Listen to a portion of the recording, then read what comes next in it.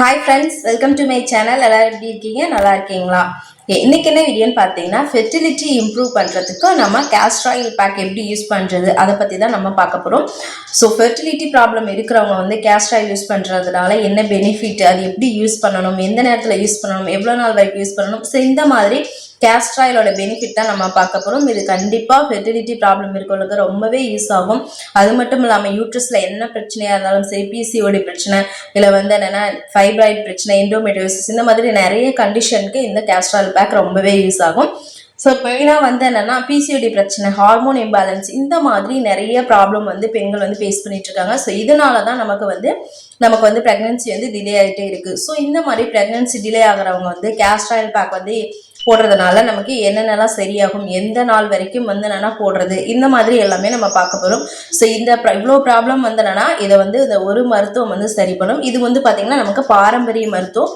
இன்னமும் இதை வந்து வெளிநாட்டில் வந்து ரொம்பவே யூஸ் பண்ணிட்டு இருக்காங்க. இந்த கேஸ்டர் ஆயில் பேக் வந்து நிறைய பேருக்கு கண்டிப்பாக தெரிஞ்சிருக்கும், தெரியாமல் இருக்காது. ஸோ கண்டிப்பாக இதை வந்து போட்டிருப்பீங்க. பட் எப்படி ப்ராசஸாக, எப்படி கரெக்டாக போடுறது, எந்த நாள் வரைக்கும் போடுறது, எப்படி யூஸ் பண்ணுறது, ஸோ இந்த மெத்தட்லாம் நம்ம இந்த வீடியோவில் பார்க்க போகிறோம். யாரெல்லாம் வந்து என்னன்னா இந்த மாதிரி பிரச்சனைலாம் அவதிப்படுறாங்களோ அவங்க கண்டிப்பாக இந்த வீடியோவை ஷேர் பண்ணுங்கள். நம்ம சேனலுக்கு புதுசாக வந்திருக்கீங்க அப்படின்னா கண்டிப்பாக சப்ஸ்கிரைப் பண்ணி பெல் ஐக்கானை அழுத்தி வச்சுக்கோங்க. அப்போ தான் நான் போடுற இது மாதிரி யூஸ்ஃபுல்லான வீடியோ உங்களுக்கு வரும். ஓகே, இப்போ சில பேருக்கு பார்த்தீங்கன்னா நமக்கு வந்து அன்எக்ஸ்பிளைனடு இன்ஃபர்டிலிட்டின்னு சொல்லுவாங்க. அதாவது அவங்களுக்கு வந்து பீரியட்ஸ் எல்லாம் கரெக்டாக வரும், எந்த பிரச்சனையுமே இருக்காது, ஆனால் வந்து அவங்க ப்ரெக்னென்ட் ஆக முடியாது. ஸோ இந்த மாதிரி கண்டிஷனுக்கு வந்து இது ரொம்பவே யூஸ்ஃபுல்லாக இருக்கும். ஸோ என்ன பிரச்சனை, அதாவது அன்எக்ஸ்பிளைனடுன்னு சொல்லுவாங்க, நமக்கு எல்லாமே நார்மலாக இருந்து நமக்கு ப்ரெக்னன்சி டிலே ஆகிட்டே போகும். ஸோ இந்த மாதிரி ப்ராப்ளம் இருக்கவங்களுக்கு இது ரொம்பவே யூஸ்ஃபுல்லாக இருக்கும். ஏன்னா ப்ரெக்னன்சி வந்து என்னன்னா அவங்களுக்கு எதனால டிலே ஆகுதுன்னு சொல்ல முடியாது. ஸோ அந்த மாதிரி இருக்கிறவங்க இந்த பேக் வந்து ரொம்பவே யூஸாக இருக்கும். அவங்க எல்லாமே இந்த பேக் வந்து போடலாம். ஸோ கேஸ்டர் ஆயில் பேக் வந்து ரொம்பவே பெனிஃபிட்டாக இருக்கும் அவங்களுக்கு.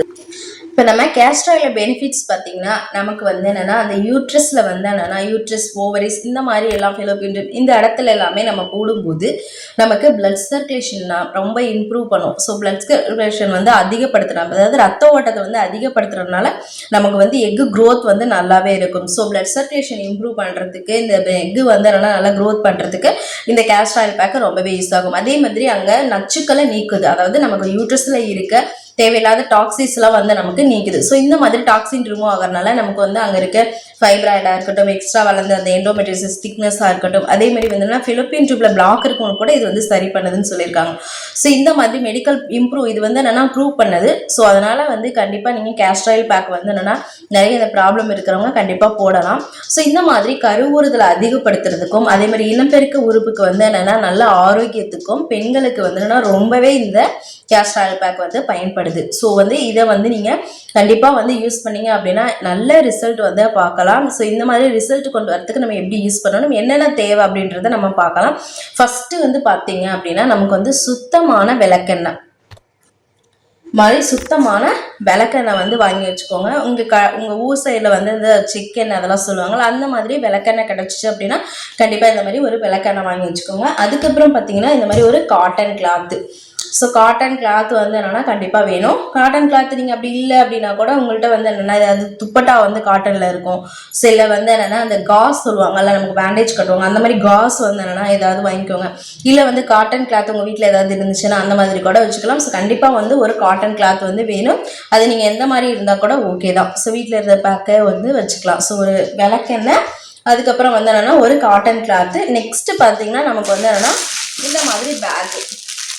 ஸோ இந்த பேக் வந்து என்னென்னா நானுமே புதுசாக வாங்கினேன். இது வந்து என்னென்னா நமக்கு மீஷோ, அமேசான், எல்லாம் ஃப்ளிப்கார்ட் எல்லாத்துலேயுமே கிடைக்குது. இது நான் ஒரு 150க்குள்ளே தான் வாங்கினேன். ஸோ மீஷோவில் வந்து என்னென்னா நான் வாங்கினேன். ஸோ நல்லாவே இருக்குது. ஸோ இந்த மாதிரி வந்து பேக் உங்கள் வீட்டில் எந்த ஹாட் வாட்டர் பேக் இருந்தாலுமே சரி, ஸோ இந்த மாதிரி ஒரு பேக். ஸோ இந்த மாதிரி இந்த விளக்கெண்ணெய், இந்த கிளாத்து, இந்த மூணுமே நீங்கள் வச்சுக்கணும். ஸோ இதுதான் இதுக்கு தேவையான வந்து என்னென்னா பொருள்.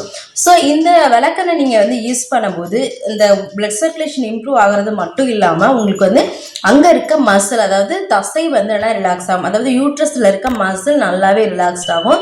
ஸோ இதனால் உங்களுக்கு வந்து என்ன அங்கே இருக்கிற அந்த ஹீட்டு, அந்த வாயு அதெல்லாமே வந்து நல்லாவே ரெடியூஸ் ஆகும். இந்த மாதிரி நிறைய வந்து அதோட யூசஸ் பெனிஃபிட் வந்து நம்ம சொல்லிகிட்டே போகலாம். ஸோ வந்து என்னென்னா இப்போ நீங்கள் கேஸ்டர் ஆயில் பேக் வந்து யூஸ் பண்ணுறது எப்படின்னு நான் வந்து சொல்கிறேன்.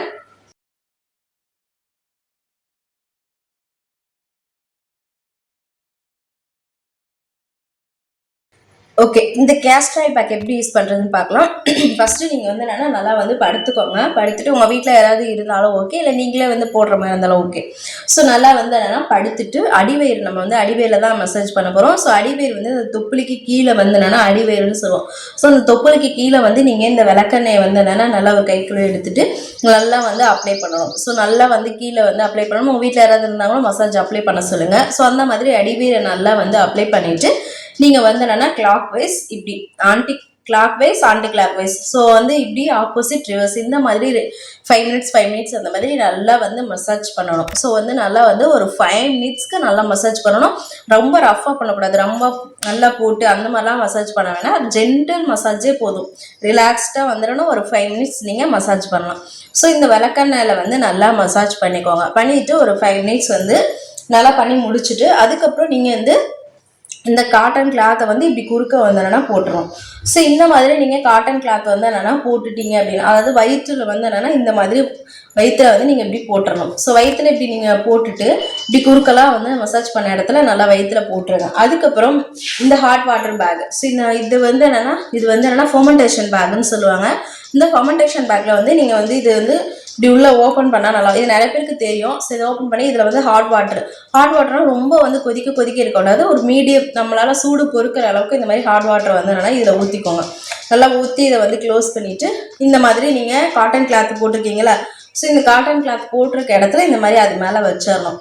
ஸோ இந்த மாதிரி வச்சுட்டீங்க அப்படின்னா அது வந்து நல்லா வந்து என்னன்னா உங்களுக்கு ரிசல்ட் வரும். நீங்கள் வந்து இந்த பேக் இல்லாமல் டேரெக்டாக இந்த மாதிரி ஹாட் வாட்டர் பேக் வந்து யூஸ் பண்ணக்கூடாது. ஸோ காட்டன் கிளாத் ஃபஸ்ட்டு வந்து ஆயில் அப்ளை பண்ணிவிட்டு நல்லா விளக்கெண்ணெயில மசாஜ் கொடுத்துட்டு அதுக்கப்புறம் காட்டன் கிளாத், அதுக்கப்புறம் தான் இந்த ஃபெர்மெண்டேஷன் பேக் வந்து வைக்கணும். ஸோ இந்த மாதிரி வச்சுட்டு நீங்கள் எவ்வளோ நேரம் இருக்கணும் அப்படின்னு பார்த்தீங்கன்னா ஒரு 30 to 90 மினிட்ஸ் இருக்கலாம். அதாவது ½ அன் ஹவர் நீங்கள் வந்து இருக்கலாம். ½ அன் ஹவர் வந்து படுத்துட்டு ரிலாக்ஸ்டாக கண்ணை மூடி அந்த மாதிரி இருக்கலாம். இல்லை உங்களுக்கு முடியும் அப்படின்னா நீங்கள் வந்து என்னென்னா ஒரு 45 மினிட்ஸ் கூட வந்து இருக்கலாம். ஸோ ½ அன் ஹவர் வந்து கண்டிப்பாக இருக்கணும். இது வந்து நீங்கள் வந்து என்னென்னா ஒரு 5 மினிட்ஸ் 10 மினிட்ஸ் தான் மசாஜ் பண்ணணும். ரொம்ப போட்டு மசாஜ் பண்ணக்கூடாது. ஸோ இதோட டைமிங் வந்து 30 மினிட்ஸ். நீங்கள் 30 மினிட்ஸ் வந்து இது வச்சுட்டு நல்லா வந்து ரிலாக்ஸ்டாக வந்து என்னென்னா இருக்கலாம். இது வந்து நீங்கள் கண்டிப்பாக வந்து என்னென்னா உங்களால் முடிஞ்ச அளவு இருக்கணும். இது வந்து என்னென்னா 30 மினிட்ஸ் கீழே வந்து இருந்தீங்க அப்படின்னா அந்தளவு எஃபெக்ட் இருக்காது.